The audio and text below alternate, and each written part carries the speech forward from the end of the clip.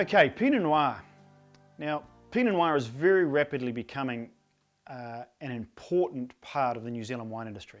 It now stands at number 2 in terms of its production in the country, and it's the second fastest growing grape variety in terms of increase in production, with a 36% increase in 2013 vintage over 2012.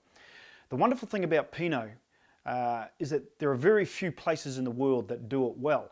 And we're fortunate in New Zealand that we have 3 or 4 places that do it exceptionally well and all produce slightly different styles of Pinot. Now, one of the great things about Pinot Noir as a grape variety is that there are a number of recognised styles that are considered to be excellent.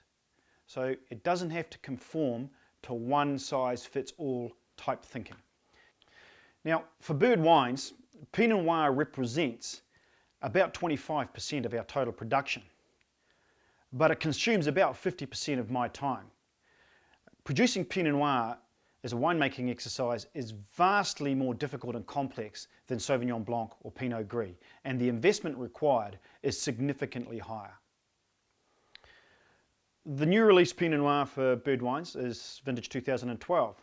Naturally, Pinot Noir spends almost 12 months in barrel. So by the time we get it out of barrel, get it ready for bottle, we're releasing it about the same time as we would the following season whites, Pinot Gris, Sauvignon Blanc. So 2012 Pinot Noir coming to the market at the same time as 2013 white wines. 2012 vintage and what that meant for us as a Pinot Noir year. Very small crop, tiny crop, characterised by tiny berries. Now 2012 presented us with a fairly significant step change in our Pinot program. It's the first vintage that we have taken fruit from the Dave and Lee vineyard in the Upper Wairau Valley. A little explanation about the move. The Dave and Lee vineyard is 100% dedicated to the production of Pinot Noir. It grows nothing else. The structure of the vineyard is specifically designed for the production of Pinot Noir. So in the winery, we've developed a Pinot Noir method, if you like, that is quite unique anywhere in the world.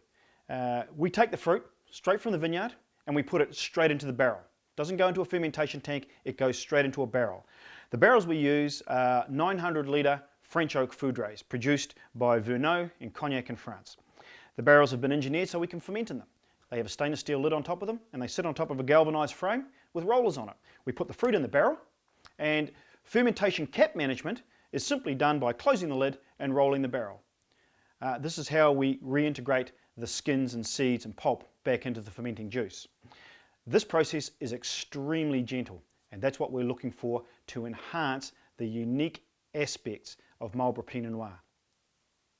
So from our perspective, the unique attributes of Marlborough Pinot Noir that we work so hard to preserve are firstly, its generosity. The aromas and flavours are immediately accessible as young wines. Secondly, the types of aromas and types of flavours tend towards the red berry fruits, quite bright and quite vibrant.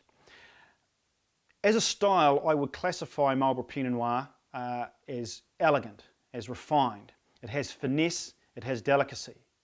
We have a saying in the winery, if you can't read your watch through a glass of Pinot Noir, then it's not Pinot Noir. The implication is it should not be over-extracted.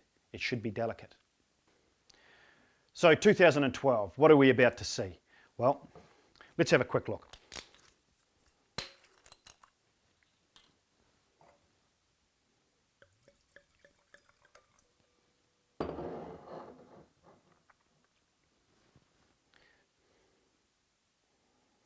Now, from a standpoint of colour, the 2012 is got a slightly darker hue compared to, say, the 2011 or even the 2010.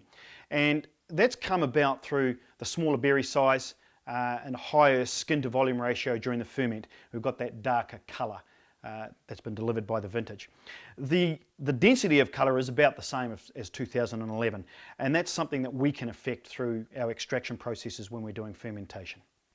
Alrighty, the aroma.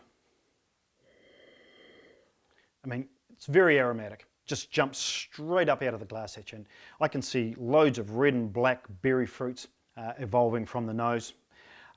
There's a wonderful undertone of violets, a real floral undertone in this wine, very attractive. In the background, we're getting some complexity from the barrel fermentation process, and we're also getting a little chocolate or vanilla type aroma, which is in effect the oak. Okay, let's taste the wine.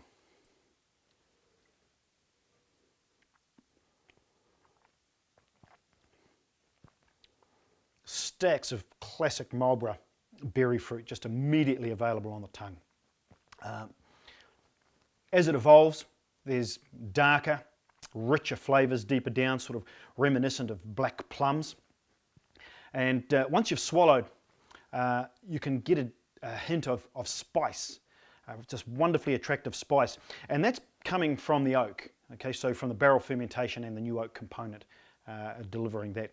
Now, structurally, this wine is quite seductive. It's very soft at the front, but it's got a nice firm middle and finish to it. So there's a little bit of tannin there, certainly a lot more tannin than the colour would indicate. And so that leads me to believe that this wine has got real potential for aging. The acidity in this wine is just spot on. It doesn't taper off, it just follows right to the back of the tongue, and it just leaves the palate really clean and really fresh and just ready to go after the next glass. So what to eat when you're drinking Pinot? Well, I don't think there's any hard and fast rule, but a few things that come to mind with me just trying this Pinot. Confit duck. Duck has always been one of my favourite when it comes to Pinot. Mushroom risotto, those wonderful sort of deep forest floor flavours that you can get from a great mushroom risotto. And you know, something like a rack of lamb, nice and pink and juicy, just not overdone. If you're looking to have a sauce to accompany the lamb or the duck, this wine is going to pair up very nicely with a berry reduction of some sort. You know, raspberries, blackberries, something that's got a little bit of acidity and a little bit of sweetness to it. Cheers.